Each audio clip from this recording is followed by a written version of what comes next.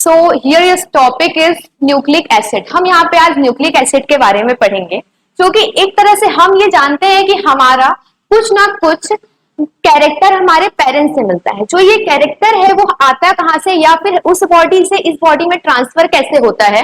ये एक तरह से जेनेटिक इंफॉर्मेशन जो है वो हमारे किसमें, न्यूक्लिक एसिड ही कैरी करता है, जो कि हमारे पेरेंट्स से हमारे हमारे तक आता है।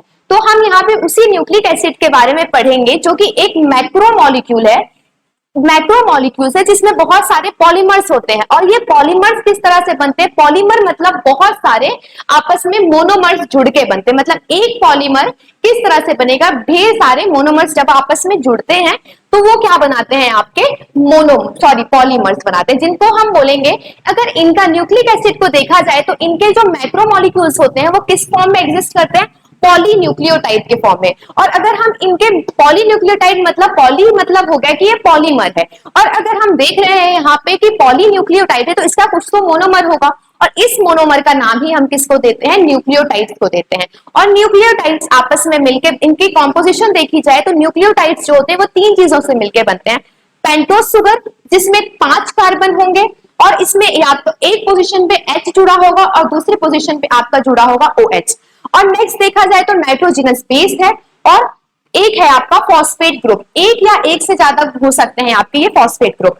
अगर देखिए न्यूक्लियोटाइड में हम एक और नाम पढ़ते हैं जिसको हम बोलते हैं न्यूक्लियोसाइड्स। जिन भी न्यूक्लियोटाइड में अगर एक स्पेसिफिक वर्ड है आपका फॉस्फेट ग्रुप, जिन भी न्यूक्लियोटाइड में अगर फॉस्फेट ग्रुप नहीं प्रेजेंट है या वो एब्सेंट है, मतलब कि जिन भी फॉस्फेट ग्रुप में नहीं प्रेजेंट है आपका फॉस्फेट ग्रुप जिस भी न्यूक्लियोटाइड में, उसको हम बोलते हैं न्यूक्लियोसाइड्स। अब देखा जाए तो आपके न्यूक्लिक एसिड दो तरह के होते हैं, एक होता है आपका डीऑक्सीराइबोन्यूक्लिक एसिड और दूसरा होता है राइबोन्यूक्लिक एसिड। डीएनए तो सभी को पता होता है कि जेनेटिक इंफॉर्मेशन कैरी करता है ह्यूमन बींग्स में, और आरएनए जो होता है इसका काम होता है प्रोटीन के लिए इनकोड करना। उसके बाद है कंपोनेंट ऑफ द न्यूक्लियोटाइड्स। देखिए न्यूक्लियोटाइड तो मैं आप लोग को पहले ही बता चुकी कौन कौन से कंपोनेंट्स है, क्या है, पेंटोज सुगर है, नाइट्रोजनस बेस है और एक फॉस्फेट ग्रुप है।